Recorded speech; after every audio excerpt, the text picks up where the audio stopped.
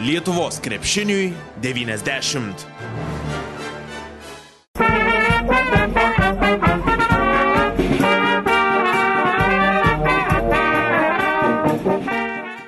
Keturi mėnesiai, 12 mokyklų, 20 krepšininkų iš 7 skirtingų komandų, 100 išdalintų dovanų ir 1000 spindinčių vaikų akių. Kauno rajono savivaldybė pirmoji šalyje pasirašė bendradarbiavimo sutartį su Lietuvos krepšinio federacija ir nuo vasario iki gegužės mėnesio vykdė bendrą projektą Krepšinio diena mano mokykloje.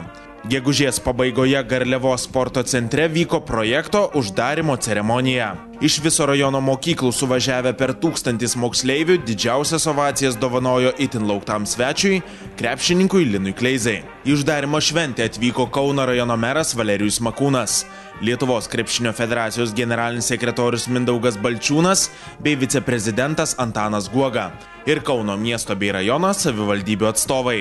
Labai vykęs projektas, kuris truko 4 mėnesius, 12 mokyklų dalyvavo jame, o didžiausias rezultatas tai 1000 moksleivių, švytinčių veidų, teigiamų emocijų ir galimybė krepšinį pažinti kaip sportą, susitikti su garsiais krepšininkais visų kartų ir galiausiai krepšinį matyti ir per dailę, per kūno kultūrą, per biologiją, per istorijos pamokas, bet dar daugiau turbūt tai ir galimybė tą dieną paversti kitokią, kad gali būti pamoka krepšinio diena mano mokykloje.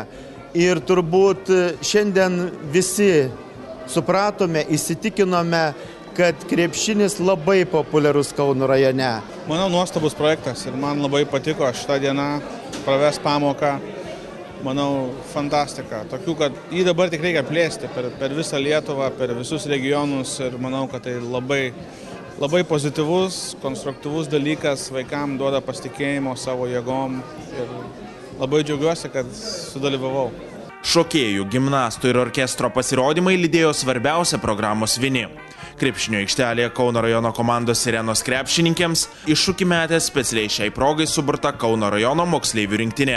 Nors aukštaūgiai jaunuoliai turėjo ilgą atsarginių žaidėjų suolą, nestokojo kovinio ryžto, energijos, užsidegimo ir sugebėjo antroje varžybų pusėje sparčiai vytis atitolusias Sirenas, tačiau vis dėlto nugalėjo profesionalumas ir patirtis.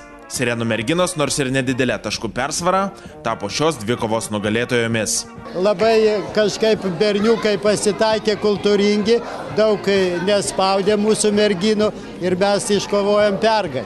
Įspūdžiai tikrai labai geri ir aš pats pasijutau vėl kaip jaunas ir gražus ir lieknas, nes tikrai tarp tokių vaikučių gerų, kaip sako jaunimas blogas, tai aš niekur nesutikau, kad tai būtų. Labai džiaugiuosi, kad mane pakvietė į šitą projektą. Tai ne vienintelis bendras LKF ir Kauno rajono savivaldybės projektas. Šiuo metu vykdomas senųjų kryžių atstatymas, kurio metu įvairiose Kauno rajono vietose esantis prastos būklės kryžiai prikeliami naujam gyvenimui.